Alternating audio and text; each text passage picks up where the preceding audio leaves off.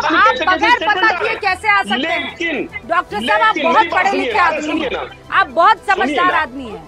In fact आप वो शख्स हैं जिनके साथ मुझे डिबेट करके तसल्ली भी मिलती है और आनंद भी आता है। आप कैसे कह सकते हैं कि मारिया खान की डिबेट के बारे में आप मारिया खान के उस वाक्य के बारे में और उस कथनी के बारे में आपको कुछ नहीं मालूम है? एक सेकंड आप रुक जाइए। सैयद जवाद भी है और हमारे साथ धीरेन्द्र जी भी बड़े हुए हैं। धीरेन्द्र जी सुना आपने क्या कह रहे हैं कि हम चाहते उपलब्धि, बीजेपी फंस गई है और इसीलिए इस तरीके के आरोप लगा रही है। रुचिका जी, सबसे पहले तो आज इस बात की गूंज है, समावेशी विकास हो रहा है ये हमारे आदरणीय प्रधानमंत्री जी के नेतृत्व में, और कहीं न कहीं ये गुमराह करने की प्रयास कर रहे हैं हमारे मुसलमान भाइयों को, क्योंकि इनके हाथ से वो भी घिसकता जा रहा है। प्रधानमंत्री जी के नेतृत्व में, और तो एनडीए की सरकार, वाजपेयी जी ने एपीजे अब्दुल कलाम साहब को उन्होंने देश का सर्वोच्च संविधान की रक्षा करने वाले पद पे बिठाया राष्ट्रपति के। आज दलित समाज से कोविंद साहब को इसी एनडीए की सरकार ने महामहिम राष्ट्रपति के पद पे दिया, और आज एक आदिवासी और वो भी महिला समाज से, वो भी देश के संविधान की रक्षा की सबसे बड़ी कुर्सी राष्ट्रपति के पद पर बैठी हुई है।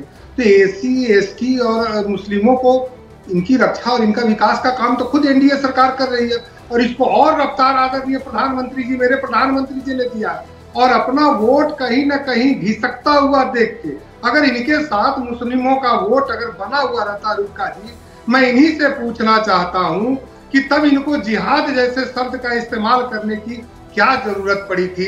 जरा मुझे इसका जवाब दे दे। इसका मतलब है कि कहीं ना कहीं प्रधानमंत्री जी के विकास की योजनाओं को लेकर के अल्पसंख्यक वर्ग में भी एक बहुत बड़ा वर्ग हमारे विकास में और देश की मजबूती में आज साफ खड़ा नजर आ रहा है, और इसी की बेचैनी जो है इस तरह का बयान देने पर लोगों को मजबूर कर रहा है। और आप कह रहे हैं जिहाद शब्द की जरूरत क्या पड़ी? आपको विपक्ष कह रहा है प्रधानमंत्री नरेंद्र मोदी को वहां मंच पर खड़े होकर मुसलमानों में बांट देंगे रिसोर्सेज कहने की क्या जरूरत पड़ी? दोनों तरफ से सवाल पूछे जाएंगे ना। सैयद जवाद, जवाब दीजिए। वो खड़ी भी हो रही है कहाँ पर? वो उस पोडियम पर जहां आगे लिखा है माँ दुर्गा टेंट, वहां खड़ी होकर मैडम बोल रही हैं कि हमें चुपचाप से जो है लव जिहाद करना चाहिए। इससे पहले उनके चचा जान जो है कुछ ऐसी ही बातें कह गए थे जिससे पार्टी भी परेशान हुई थी और मुसलमानों को अलग नजर से देखा गया था, वो अलग। ये लोग जानबूझ के ऐसा काम करते हैं या जहन में सच में जिहाद बैठी हुई है? बहुत बहुत शुक्रिया रुचिका जी। वो लव जिहाद की बात नहीं कर रही थी, अभी आपने कहा कि वो लव जिहाद की बात कर रहे हैं, लेकिन लव जिहाद की बात नहीं कर रहे। और वो है ना, वो कत्ल भी कर, जी अब सही कहा आपने जी। वो कत्ल भी करते हैं तो चर्चा नहीं होता, वो कत्ल भी करते हैं तो चर्चा नहीं।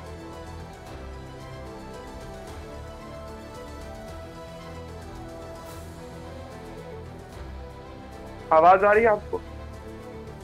जवाद साहब आपका हाँ आ रही है। हाँ, मैं कह रहा हूँ वो कत्ल भी करते हैं तो चर्चा नहीं होता, हम आह भी करते हैं तो हो जाते हैं बदनाम। देखिए, जिस जिद्दोजहद से देश को आगे बढ़ाया गया इन 70 सालों के अंदर, और तमाम लोगों ने, तमाम प्रधानमंत्रियों ने बड़ी जिद्दोजहद करी इस देश को आगे बढ़ाने में, उसमें आदरणीय मनमोहन सिंह जी हो, चाहे आदरणीय अटल बिहारी वाजपेयी जी हो, तमाम लोगों ने, तमाम देश के प्रधानमंत्रियों ने करी। लेकिन अब आपको एक लफ्ज से दिक्कत है, मुसलमान से दिक्कत है, इस्लाम से दिक्कत है, या यहाँ के अल्पसंख्यक से दिक्कत है, यहाँ के लोगों से दिक्कत है, यहाँ के आदिवासियों से दिक्कत है। मैं इसलिए कह रहा हूँ, अगर दिक्कत होती सैयद जवाद साहब, तो आप यहाँ बैठकर बात कर पाते, मैं यहाँ खड़े होकर आपसे सवाल पूछ पाती।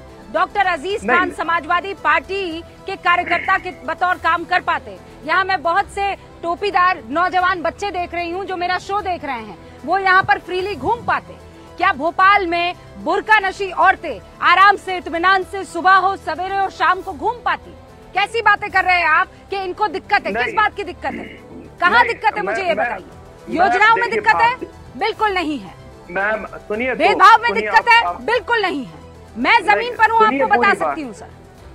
पूरी बात मुकम्मल हो जाने दीजिए। आप देखिए, जिस लफ्ज को पकड़ करके भारतीय जनता पार्टी ने पूरे नैरेटिव को सेट करने की कोशिश करी, उस पर तो चुनाव आयोग संज्ञान लेगा और एफआईआर भी उनके ऊपर शायद दर्ज हुई है, काम करने दीजिए। लेकिन जो भारतीय जनता पार्टी मूलभूत समस्याओं से भाग रही है, उसके लिए वो ये लगता है कि उसको एक लफ्ज पकड़ करके अपनी राजनीतिक रोटियां सेक लेंगे तो नहीं हो पाएगा। साहब, आप इस डिस्कशन से भाग रहे हैं, क्यों भाग रहे हैं? नहीं, आप तो फ्री राजनीतिक विश्लेषक हैं, मैं आपको पर्सनली जानती हूँ। आपने जिहाद अपनी जिंदगी में की है, सैयद जवाद, असली जिहाद उसे कहते हैं। माँ और बाप को आपने अपनी आंखों के सामने 5 मिनट के अंतराल पर दम तोड़ते देखा है, असली जिहाद इसे कहते हैं। उसके बावजूद आप जिंदगी में आगे बढ़ते रहे, दोनों का साया एक दिन में एक साथ आपके सर से उठा है, फिर भी आप लगातार मेहनत करते रहे, जिहाद इसे कहते हैं। वोट जिहाद सैयद जवाद, वोट जिहाद नहीं। आप इंडिपेंडेंट राजनीतिक विश्लेषक है, ये कहिए कि मारिया खान ने सिर्फ अपने मतलब के लिए बाकी मुसलमानों को उकसाया, बरगलाने की कोशिश की, क्यों खड़े हैं उसकी साइड आप? नहीं, मैं ये कह रहा हूँ मारिया ने जो भी बोला है उसके लिए चुनाव आयोग संज्ञान लेगा। अगर शब्दों से आपत्ति है तो कार्रवाई भी होगी। मैं इस चीज में कोई लाख लपेट नहीं कर रहा, साफ अल्फाजों में बता रहा हूँ। लेकिन हैरत की बात यह है। ओके के शर्मा जी, सैयद जवाद कह रहे हैं शब्दों को पकड़ के नैरेटिव सेट करने की कोशिश करते हैं आप लोग, और कुछ नहीं। कह दिया भाई, उसका माने तो ये था कि स्ट्रगल कीजिए, आप लोग वोटों का स्ट्रगल कीजिए, बहुत इंपॉर्टेंट है, जाइए वोट कीजिए।